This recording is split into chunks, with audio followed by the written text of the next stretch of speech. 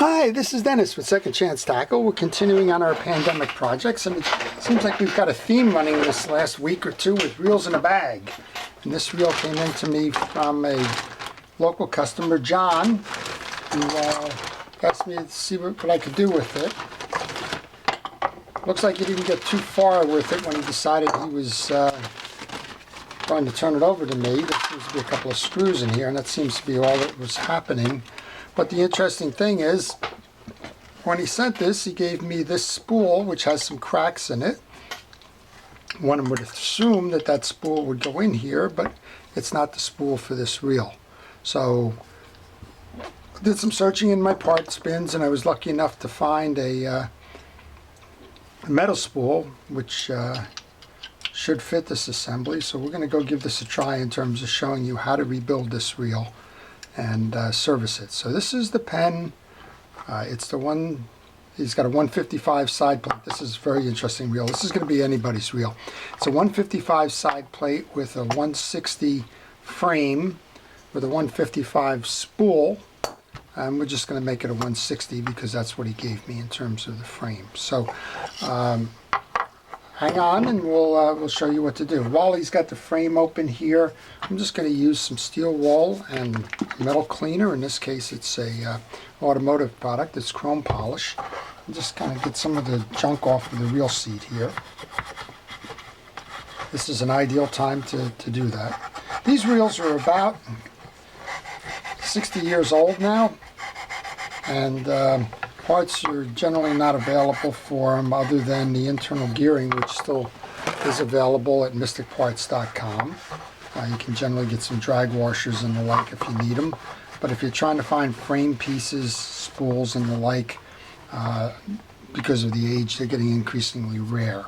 So if you happen to have some donor reels out there, if you're looking maybe on eBay or Craigslist or any of those online sites, and you find the reel being sold for parts, and you happen to need a part for that reel, then that's probably, not only is it a good way to do it, it's probably the only way you're going to get a lot of the body parts and the like now. So I'm just cleaning up the side plate here. We did a little bit of cosmetics there. This is probably a little bit you can run on the back while we're at it. Not much. And we'll start by putting some grease into the bearing. I'm going to use Penn Precision Reel Grease to do that. And that side plate bearing there is also adjustable. I have a spool. It's from the 150, which is actually the Surfcaster, but these spools did get interchanged, and that one should work on this reel. And it certainly is the right diameter and width. We'll see how it does when we come around to this side. This reel's been around a long time. It's got a different side plate to it than the later versions of it. This is the 155 side plate, but again, the 155 and the 160 are interchangeable from side plates. And since this is going to be a reel that's going to be used and not a reel that is going to be collectible, it doesn't really matter that you have a 155 side plate on a 160 frame. But the purists who collect them will quickly note that there's a difference there, and they wouldn't be willing to pay for it. But this isn't collectible, not in the condition that it is in. Sometimes you see it actually becomes an issue. People will take a 140 and they will go ahead and try and modify that to a 145, the junior, and we'll also do that with the Jigmaster. We'll try to make it a 501 Jigmaster, and to the collectors that matters quite a bit. You may have the right frame, but you may not have the properly numbered side plate. I'm just cleaning the inside of the star adjuster here. I notice that there is no anti-reverse on this reel, so that'll be another thing that I'll need to go repair while we have this underway. So I don't know if John opened this up because it didn't have the anti-reverse, or if he opened it up because, well, I don't know how he got the wrong spool. Maybe he opened it up because he had a broken spool, and then when he got the replacement, because the side plate said 155, he bought the 155 spool, and that didn't fit the 160 frame. I don't know. These reels have interesting histories all by themselves. So there you go. All right, well, I'm cupping my hands so that as I push the bridge assembly through, I trap the springs usually. In this case, we don't have an anti-reverse, so I don't know why we don't, because we have the flat spring and we have the dog, but for some reason it just wasn't working. On the internals of this actually looks pretty clean and relatively unused other than the tarnish that's gone on there. I'm going to set that off to the side. I'm going to take the gear sleeve off here so that we can service underneath. And I use a point or a pin to push that pin that's holding the gear sleeve through. And then I'm just going to kind of remove the pin the rest of the way with a pair of pliers. Be careful if you're doing this. You really don't want to mash up the ends terribly, and if you can leave the pin in, even better. You don't have to worry about getting started. I'm going to take a cloth to wipe this down. I want to make sure all these channels are clear here. Old grease tends to jam those channels, and then they become ineffective. It bogs the reel down. I'm going to remove the jack, the yoke assembly, and the 2 springs for the yoke. They're going to go into my parts tray. If I didn't mention it already, you'll notice that I have a protective glove on the one hand. I like to keep as much grease and junk off my hands as possible. And if I could find a way to work with the glove on the other hand, I probably would. It always reminds me, thank you to the first responders, to our medical teams, to the folks that are on the front lines day in and day out of this pandemic. I don't know how you wear a face shield and gloves and everything else. Quite honestly, I don't know how you do what you do, but it's appreciated. And thank you so much for doing what you're doing in terms of helping the rest of us get through this. All right, I'm just cleaning up the inside plate now. I'm getting rid of some of the old grease so that this can work efficiently. And then I can just go ahead and do a basic service here. We're going to take the springs and we're going to load those back in to the cavities on the side plate. This is why a parts tray works well, because you know where to look for them. There's a little bit of accumulated dried grease on this, so I'm going to use that steel wool. Clean this up.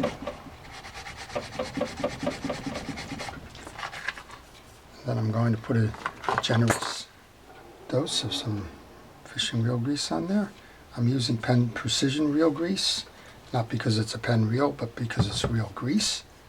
And I recommend using fishing reel grease whenever you're servicing a reel. I just got a question on my emails this morning about lithium grease, and they said, could they use lithium grease? I said, absolutely not. I think of all the greases that I find in fishing reels, the ones that use the lithium grease are kind of the worst. They just don't have the properties that you would use for a marine application. So take the time, go online, order the small container. It's only $6 or $7, and it'll last you a very long time, and you won't have to worry about your reel bogging down or breaking at the critical juncture. All right, we've put some grease onto the back of the bearing that's on the handle side. We're going to put the yoke in like that. We're going to take the jack, take our brush with the grease on it, put a little bit onto the eccentric, slip the jack on top of the eccentric, and that's how we found this assembly when we started. Let's go over and finish the bridge. We cleaned the bridge. Now we're going to use that grease again. I'm using a brush. You can put it on with just about anything. If you use the brush, make sure every now and then you check to make sure that the brush hairs have not shed. This one's been around a while, hasn't been shredding. It's an artist's brush, but just be aware that it can shed, and that's something you probably don't want inside your fishing reels, so take some precautions there. Okay, I've pulled the pin out. Now it's time to reinstall the pin. I'm just going to tap that back in with a dead blow hammer so that I don't damage the metal parts. Then I can come over here and we'll take a look at what we have for drag washers. So as long as the drag washers are flexible, you're fine. This is a leather washer. It's flexible and does not need to be replaced. There's nothing wrong with the leather washer, so we use them. Now, you would want to use a real drag reel grease. That one's loaded with oil, so it's not needed. But if you found that it was dry, then you could use a grease. Some folks have asked, can you use the same grease that you use for the fishing reel? You can. They also make a product for drag washers called Cal's Universal Drag Grease. And if you prefer, you can go use that. I tend to use both of them. And that's what we're doing here. I just put some grease onto the second one. This one is the eared washer. It always belongs in the middle of the drag stack. And there's an indentation, which is particularly hard to find on these 155 reels, but it is there. And you do need to look. You have to line it up and make sure that that's pressed in there so that it can accept the last drag washer. I'm using that gloved hand as a tool now to spread the grease from the for the drags, and we'll put that last washer on, and then we have a cap washer which goes on top. And the last part is the ferrule.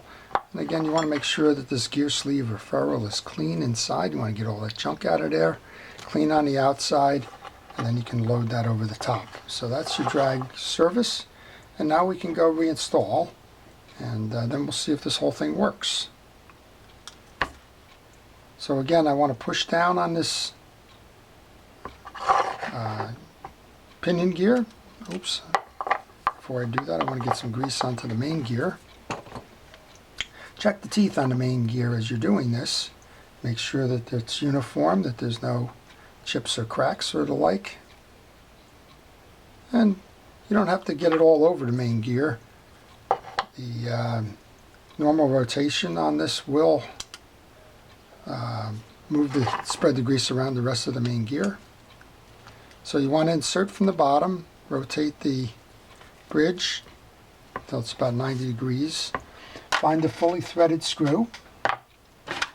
My guess on this reel is this reel's probably 60 or 70 years old because it has the flat spring. The flat spring was replaced by a coil spring in 1957 or 59. I don't remember exactly which one in reel history here. But if you have the flat spring, that was the last time that they were used on this reel. And so you kind of get an indication of the age. There's also other indicators on these Penn reels. Some of them are the side plate designs. If you have an etched side plate, the reel was made earlier. An etched side plate is usually showing some kind of a scene, like a sailboat or a swordfish or a surf fisherman or the like. And those were probably the original designs, and then it's morphed over time. There's been different ones. I haven't kept up with which ones go where. That ferrule there just keeps wanting to keep falling out, which is okay. I'm using this now to align the screw hole so that I can put the partially threaded screw up top, which is where the spring is.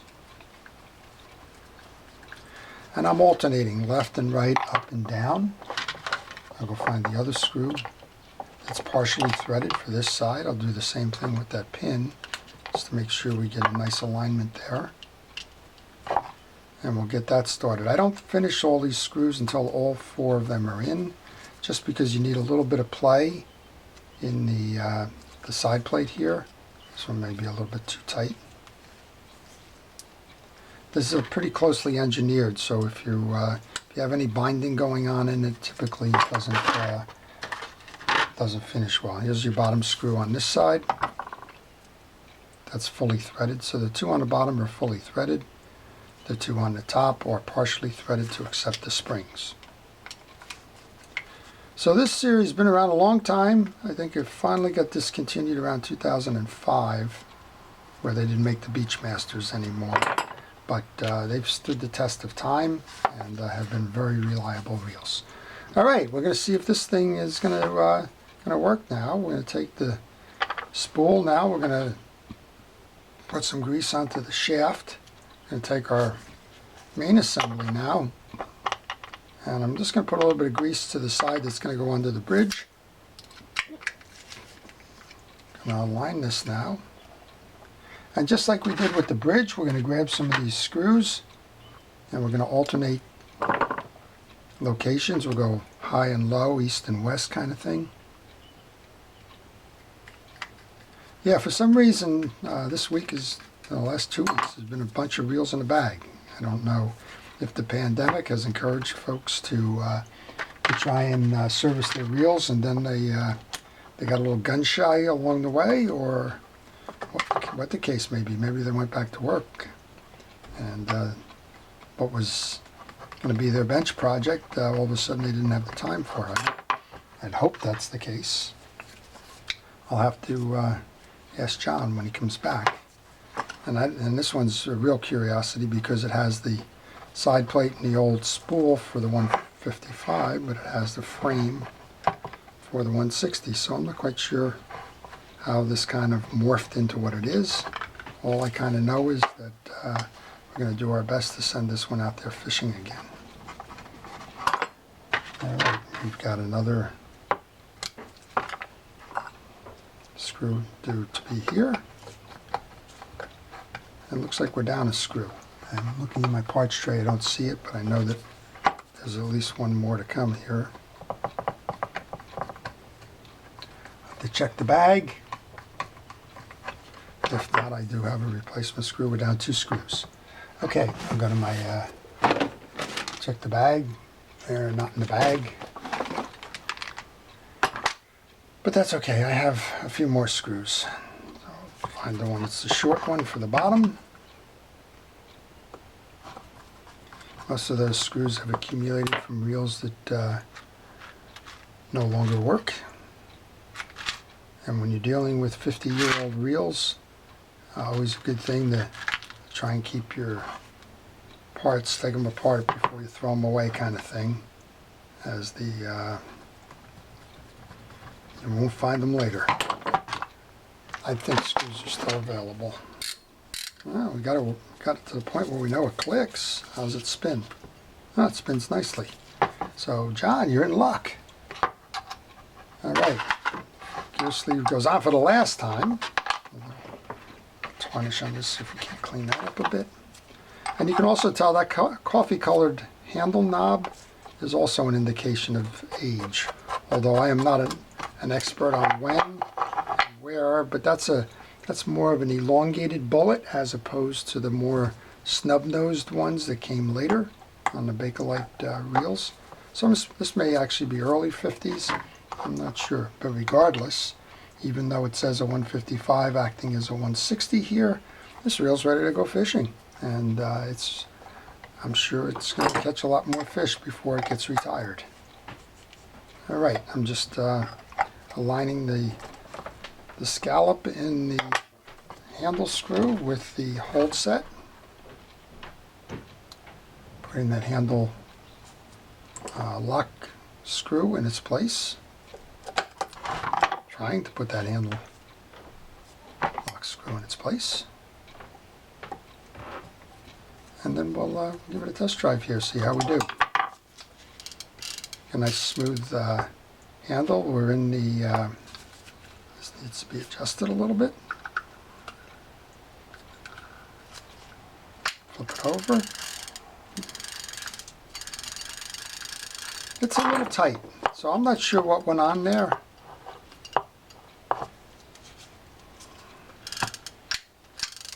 There we go. Just over tighten the spool side on the, and let's just tighten down the drag here. There we go. So sometimes you need to adjust, and that's what this is about. This is a spool adjuster. There needs to be a little bit of play in the spool. It can't be overly tight, otherwise it will bind. So that's it. That's your Penn 155 160 BeachMaster, and this one's ready to go fishing again. So I hope you've enjoyed that. This is Dennis with Second Chance Tackle. If you like this, please leave comments and questions if you are stuck on a particular reel. If you want to see more, please subscribe. We're trying to build our subscriber base. Thank you. Have a great day.